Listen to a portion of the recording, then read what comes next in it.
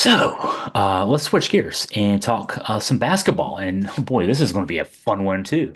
Uh, two 22-point plus losses, first time since 2008 that Virginia basketball, men's basketball team has lost two straight games by 22 points or more. That was Dave Lato's second to last season. Should have been his last season. That team went 17 and 16, uh, and Lato got fired the next year.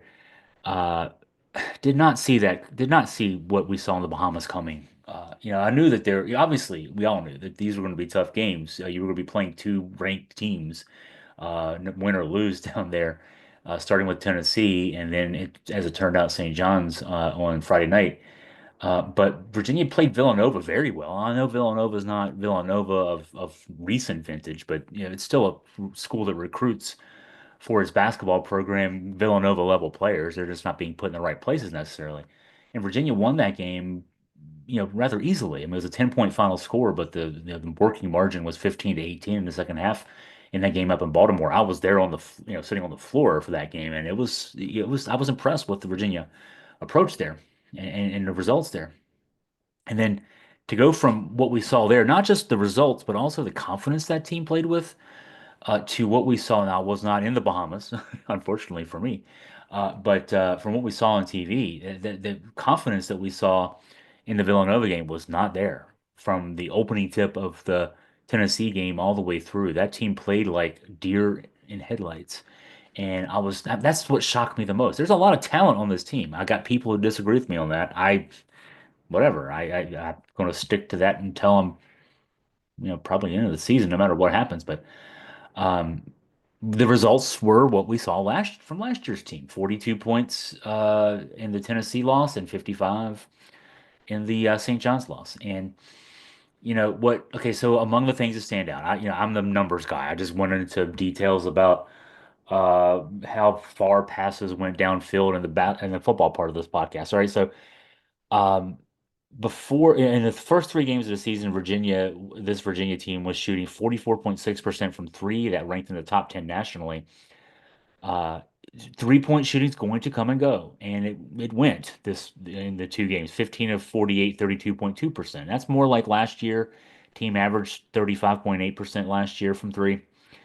Um, but okay, so your 3-point shooting will come and go, and that's the case with everybody. You're not going to shoot 60% from the 3-point line every game, no matter what team you are. You're going to get hot, you're going to get cold. It's just the way it's going to be. Um, what really stood out was, okay, there was all the talk in the offseason about changing the offense because, the mover blocker offense, the sides offense, continuity flow, all the, different things that all played in the same thing was stale. And it was obviously stale. It's been stale for a few years, but obviously stale after what we saw last year. And among the reasons, the Tony Bennett style of play inherited from his dad, Dick Bennett. There's not a lot of post-ups, if there's even any post-ups in that offense, but if there's any, there's a few per game. You don't get to the rim very much. You shoot a lot of mid-range shots, and so that's analytically, that's the wrong way to play basketball. I mean, with the NBA is, the NBA numbers people have shown us the best shots are threes, even better shots than dunks are because I mean, you shoot a percentage. If you shoot two of three from three, you're shooting 150%. You make three dunks, you're shooting 100%. So I mean, it's just you shoot one of three from three, you're shooting 50%. You make one layup and miss one layup, you're shooting 50%. I mean, it just the analytics value threes. Then second, they value shots at the rim. You're going to shoot a decently high percentage. There's going to be contests at the rim, so you're not going to you'll shoot in the 60s at the rim. But then the third and almost discouraged to shoot shots are those mid-range jumpers, pulling up from even, 8 or 10 feet because you're contested and you're going to shoot a lower percentage. Most teams shoot in a low mid 30s. Even the good teams, upper 30s, low 40s on those shots. So shoot threes, shoot at the rim, and then if you have to, only if you have to shoot those mid-range jumpers. Well, I looked at the numbers from last year, and Virginia last year averaged 19.1 shots at the rim per game, And that ranked, where did I have that? 337th among the 362 teams in um, Division One last season. So 19.1 was the average at shots at the rim. That's, layups, dunks, that's, driving to the basket, that's follow dunks, follow tip-ins, whatever else. 19.1. So ranking 337th tells you that 19.1 is a low number. In the games against um, St. John's and Tennessee this week. Let's see, what were the numbers here? In the loss to UT, 4 of 9 at the rim, so less than half of the 19.1, which was already low from last season. And then in the St. John's game, I'm looking here, 4 of 7, way less than half of the number we saw from last season, which was a low number of shots at the rim. So, okay, so last year, 19.1 shots per game at the rim, low, didn't even get to that number combined in 2 games against Tennessee and St. John's, so very low. All right, well, what about then mid-range shots? What about those mid-range shots? How what should you be shooting there? Well, last year Virginia shot 11.1 mid-range jumpers per game. These numbers, by the way, are from Synergy Sports. It's a great analytics database for the NBA, for the NCAA. So 11.1. Keep that number in mind. That ranked 30th in the nation. So that suggests to you that's a high number. 11.1 mid-range jumpers ranks 30th high number. In the Tennessee loss, 6 of 20. Excuse me. 4 of 20. Worse. 4 of 20 on mid-range jumpers. So 11.1 is bad. Virginia in the Tennessee game shot almost double that. Only made 4. Even in the St. John's game, 5 of 10 in the mid range. That's still right around that 11.1 number from last season, which is high. You made 5, okay, so that's great, but that's still too many mid-range shots. So yeah, the 3-point numbers again, they're going to come and go. You're going to be 15 of 48 in a 2-game stretch at points, but if you're fighting your way to the rim, one, you're gonna, most Virginia, even in these 2 games, 8 of 16 combined at the rims. That's 50%, right? And you know, most Virginia itself last year and most teams shoot in the upper 50s, low to mid 60s at the rim. They're higher percentage shots. So get more of those shots. Work your way into getting more of those shots. Um, and then if you're going to get fouled more on those shots. Virginia the last few years with fewer shots at the rim and more mid-range jumpers, and then of course the three-pointers. You don't often get fouled shooting threes. We saw Isaac McNeely get fouled shooting a three at the end of the first half of the St. John's game, but it's rare. I think he got fouled also shooting a three and making a three at the Villanova game last week. Again, though it's rare, um, but you're going to get fouled more going to the rim.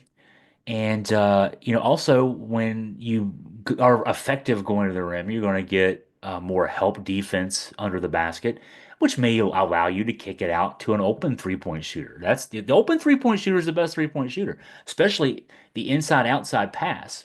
Because you're catching the ball moving towards the basket.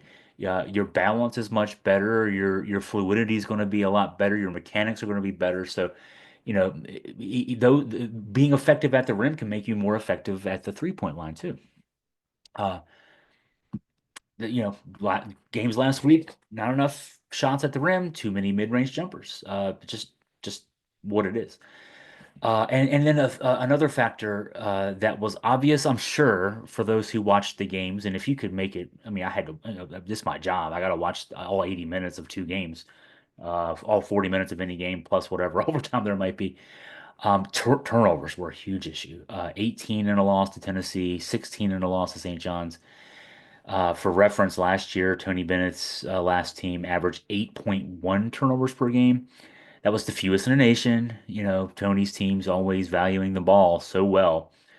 Um, and those games had a similar number of possessions as Tony games did last year. When your turnover percentage is higher than your shooting percentage, this it's just not going to work. It's just not going to work. So the what I'm trying to say from a standpoint of okay, the team is 3-2, and things are what they are. Um, going forward. Yes, note that this is still a new team. Three of the starters are transfers. Two of the other key rotation guys are freshmen.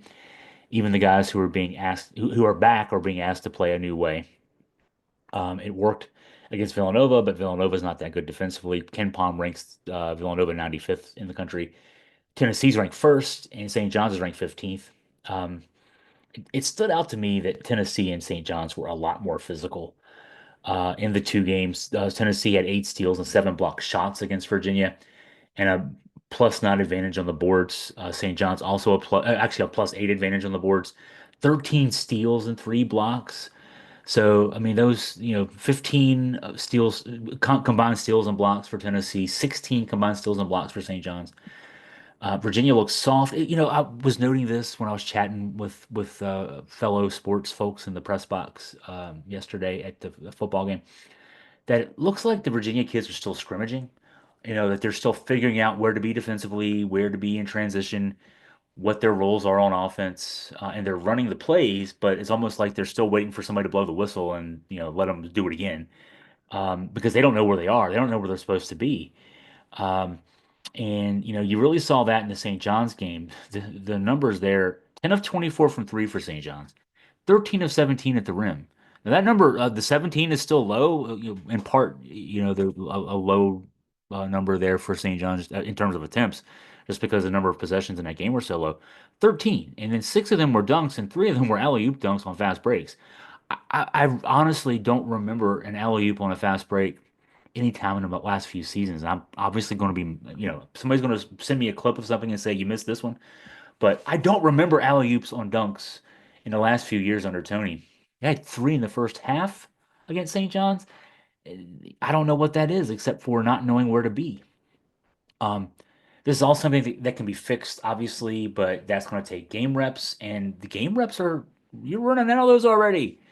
What we call guarantee games, games against, smaller conference foes that you should beat.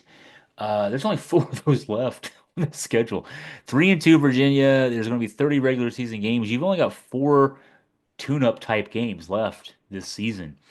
Um, 2 of those are next week, so that's fine. But the non-conference schedule that Tony left behind was challenging. You still got Florida and Memphis. Then you got the ACC starts on December 7th with the first game, and then there's games later in the month in the ACC. But you go to SMU on December 7th. There's just not a lot of time, not a lot of margin for error. KenPom.com right now, which Virginia fans have known to love, grown to love over the last decade plus, whatever. KenPom.com has us at 15 and 16 right now. That is not going to get the job done for Ron Sanchez. He doesn't have a lot of time to figure this out, and that's this is hard because the football program's in a similar place. Tony Elliott at the end of year three, he's got 3 years left on his deal. Um, the buyout is all of his money. The situation with basketball is not the same. Ron Sanchez is the interim head coach. Uh, so if Virginia decides to cut bait, they can do so very easily. It won't cost nearly as much, to say the least. It won't cost anything with anybody but Sanchez. And what his buyout would be, I'm just doing the math in my head because I know what he gets paid, and he's guaranteed through 2027. So I guess he'll obviously be getting paid this year. It's only like it's less than $1 million when I do the math in my head. It's like maybe $950,000 would be his buyout if he's not retained at the end of the season. So I mean, there's nothing there. You can easily make the move there. We don't want this to be the case, though. A lot of us don't, because Ron Sanchez is the link to the Tony Bennett era, and we want Ron to succeed. I just don't know he's going to have the chance to. This team is 3-2. Maybe, I don't know. Maybe he doesn't deserve the chance to. I'm whispering that, almost stage whispering it, because I don't know that this team's 3-2 with 220 plus point losses if Tony Bennett's the coach. Um, and this is tough. I mean, it's a young team. As I mentioned just a few minutes ago, and then this young team, uh, 3 freshmen and 3 sophomores in the rotation, just one senior, and that's Tane Murray, who got just really basic rotation minutes in the 2 games. Whereas St. John's on Friday night, two grad students, a senior, three juniors. Tennessee, two grad students, four seniors, and a junior. I mean, those teams are older than some NBA teams that are out there. Let's just be honest about that. Um, but the thing is, this UVA group is not going to get any older.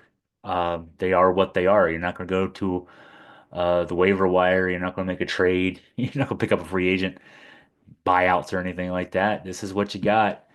Um, and Sanchez left it at, the reaction to this is going to be determined. We'll see Tuesday night, basically, Manhattan coming to town. Friday night, there's a game. I don't have the opponent committed to memory, but I mean, it's these next two games, you'll be watching more for the final score and game flow. They better be wins, right? They better be 5-2 after Friday night, but you'll be watching to see. And then you'll be watching that. I'll be watching that too because when we're watching the game, I'm not analyzing shots. I mean, a little bit, but not you're not analyzing shots at the rim, mid-range jumpers, etc. You're watching game flow. You're watching what you're watching. After the games, I'll be looking at all the inside numbers. But so during the game, watch game flow, watch game control, and then after, check back with me, and we'll talk about the analytics of things. But we're going to want to see more shots at the rim, more attempts to get to the rim. Uh, that was going to make your threes better. Don't shoot, don't shoot mid-range jumpers. Uh, we just don't shoot them. Um, obviously you have to shoot them, but put put verbatim on that, right? So, any case, yeah, these next two games are going to be key just for that. I mean, hopefully there's a 5-2 record at the end of these two, but is it a 5-2 with a couple of narrow wins over teams that you should probably be beating by more than that? Is it going to be 5-2 with some what am I going to call it, like saccharin to it, where it's artificially sweet? There were some games like that last year where you played opponents that were so overmatched that it wasn't even helpful. The game reps weren't even helpful. You want these game reps to be helpful. You want to see some improvement from this team, and then the following week is so you got the two guarantee games this week. Next week is Florida and SMU, and yeah, ratchets back up. So okay, um, so if you went through all this with me, I am sorry. We're all in the same boat. This is like a therapy session, probably for us all, because our teams are not doing very well right now. But all right, if you have any questions for me, any tips, you just want to vent, that's fine because I like to vent as well. Send me an email at chris@augustafreepress.com. And again, okay, so Tuesday night, Manhattan, I'll get you ready for that tomorrow. Monday, as I'm recording this on Sunday, get you ready tomorrow, Monday for Manhattan. We'll start getting you ready for Virginia Tech on Saturday. We'll look ahead to Friday's basketball game, and there's a lot else going on. We'll keep up with the who's in the NBA. That's always a fun thing to do with some guys doing really well. Ty Jerome and Jay Huff having really good seasons so far. So again, Chris at AugustaFreePress.com, and I look forward to talking to you all again very soon.